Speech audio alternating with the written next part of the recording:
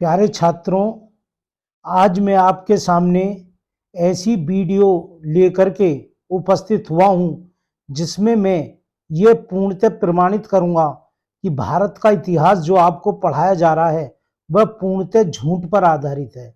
उसमें सच्चाई 1% भी नहीं है, क्योंकि जो भी आपके टीचर जिनसे आप इतिहास पढ़ रहे हैं वो ऐसा इतिहास एक परंपरागत एक दूसरे से दूसरा, दूसरे से तीसरा, ऐसी पुस्तकों से लेकर भारत चित्रकला, भारत का इतिहास को आपको पढ़ा रहे हैं जिसका कोई वास्तविकता से कोई लेना देना दूरों तक भी नहीं है। तो मैं इसी बात को आपके सामने रख रहा हूं। आप इसे लास्ट तक देखिए और चैनल को सब्सक्राइब करिए, बेल आइकन दबाइए और जो इतिहास के स्टूडेंट हैं उनके सामने भी भेजना, उनके पास भी सेंड करें ताकि वो भी इस बात को, सच्चाई को जान सके। जैसा कि आप भारतीय चित्रकला के इतिहास को पढ़ते हैं, इसमें पहले आता है पुरापाषाण काल और उसको आप 3 भागों में बांट देते हैं, पुरापाषाण काल, मध्य पाषाण काल और नवपाषाण काल। पुरापाषाण काल को 5 लाख वर्ष पूर्व और मध्य पाषाण काल को 1 लाख और नवपाषाण काल को 10,000। उसे नवपाषाण काल में आप ये बताते हैं, अभी तक जो आपके टीचर, जो बड़े बड़े प्रोफेसर, डिग्री कॉलेज के प्रोफेसर है, लाखों रुपए की सैलरी ले रहे हैं, उनका इतिहास में कोई रुचि नहीं है। उनकी रुचि है केवल सैलरी लेने में। वो कभी भी सच्चाई की तरफ जाना ही नहीं चाह रहे। जो उनकी परंपरागत पुस्तकों में उन्होंने पढ़ लिया वो हूबहू उसी को आपको बना रहे हैं, और मजबूरी में, क्योंकि आपको टेस्ट देना, परीक्षा में एग्जाम पास करना है, आपकी भी मजबूरी बन गई है कि आप भी उसी को ज्यों का त्यों पढ़ रहे हैं। तो आप उसे पढ़ते रहिए, लेकिन वास्तविकता से भी अपना रूबरू जरूर कीजिए। तो उसमें 10,000 साल जो आप बताते हैं वो बताते हैं नवपाषाण काल, और नवपाषाण काल में वो बताते हैं कि इसमें औजारों का प्रयोग हो गया, कृषि का प्रयोग हुआ, मनुष्य जंगलों में से निकल करके झोंपड़ी बना करके रहने लगा, और तो ये सारी चीज, चाक का प्रयोग करने लगा, पहिए का प्रयोग करने लगा और झोंपड़ी भी बना करके रहने लगा। इसके बाद हमारा इतिहास आ जाता है एकदम सीधा किसके पास, आज से 5,000 वर्ष, लगभग 5,000 वर्ष पूर्व सिंधु घाटी सभ्यता। और इस सभ्यता को बताया जाता है कि ये जो सभ्यता है ईंटों की सभ्यता है, यहां से ईंटों का बन करके नगर बनने प्रारंभ हो गए। यही सारा झूठ का मुख्य आधार है। जैसे कि आप जानते हैं कि कृष्ण जी के जन्म को आज से लगभग 5,000 वर्ष पूर्व कृष्ण जी का जन्म हुआ, और जिस समय सिंधु घाटी सभ्यता चल रही थी उस समय भगवान श्री कृष्ण जी भी उपस्थित थे। ये भली प्रकार से सिद्ध हो चुका है और सभी शिक्षाविद, गुरुजन सभी इस बात को पूर्णतः स्वीकार करते हैं। लेकिन रामचंद्र जी का जो जन्म हुआ वो आज से 7,000 वर्ष पूर्व हुआ, जबकि कृष्ण जी का आज से 5,000 वर्ष पूर्व हुआ। इसका कहने का मतलब आज से ये हो गया कि कृष्ण जी से रामचंद्र जी 2,000 साल पहले पैदा हुए थे। तो जब हम कृष्ण जी, रामचंद्र जी के बारे में पुस्तकों का अध्ययन करते हैं, रामायण वगैरह पढ़ते हैं, तो उसमें पूर्णतः ये वर्णन आता है कि उस समय पर जो रामचंद्र जी थे वो महलों में रहते थे, और महल जो बनते थे वो ईंटों के बने।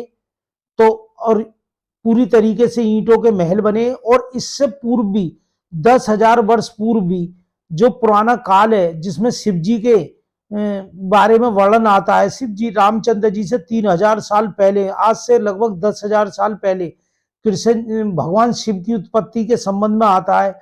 और माता पार्वती अपने दक्ष जो राजा थे उस समय के, उनके महलों में रहती थी। तो उस समय के जो महल थे वो भी ईंटों के बने हुए थे। तो ये भी इस बात को जो हमारे इतिहासकार है वो बात को नकार रहे हैं और छिपा रहे हैं, जबकि ईंटों का आविष्कार हमारे पहले ही हो चुका था। आज से लगभग, कम से कम मेरा ये मानना है कि ईंटों का आविष्कार कम से कम 15,000 साल पहले हो चुका था। तो नवपाषाण काल के समय वह पूरी तरीके से कई जगह नगरों का विकास प्रारंभ हो गया था।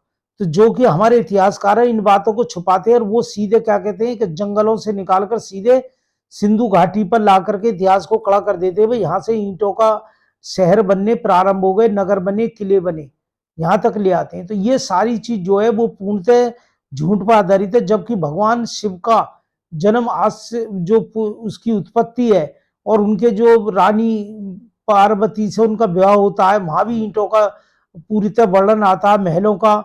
रामचंद्र जी का 7,000 साल पहले, उसमें भी महलों का वर्णन आता है। लंका में सोने की लंका का जो लंका में रावण की लंका है उसके में भी सोने की लंका, नगर और महल बनने का वर्णन आता है। लेकिन ये क्या करते हैं कि ये सब चीज को, इतिहास को नकार रहे हैं और ये सीधा डायरेक्ट कहां पे आ रहे हैं, सिंधु घाटी सभ्यता पर आ जाती है। और ये ही बड़ा ही गलत है और इससे इतिहास बच्चे क्या होते हैं, भ्रमित हो जाते हैं। जबकि आप अगर उधर जाओगे भीमबेटका में, जो भोपाल के पास है, रेलवे स्टेशन के पास, जो पिछले 40,000 साल पूर्व के चित्र हमें मिले भीमबेटका में, कम से कम 500 550 में गुफाएं मिली हैं। वहां भी एक छोटी सी शिवजी की तस्वीर दीवार पर बनी हुई मिली है गुफा में, जिसमें बराबर में एक त्रिशूल गड़ा हुआ और उसमें डमरू लगा हुआ, नाग भी है। तो ये सारे तथ्य इतने पहले के हैं, लेकिन उनको जो सारे तथ्यों को नकारा जा रहा है।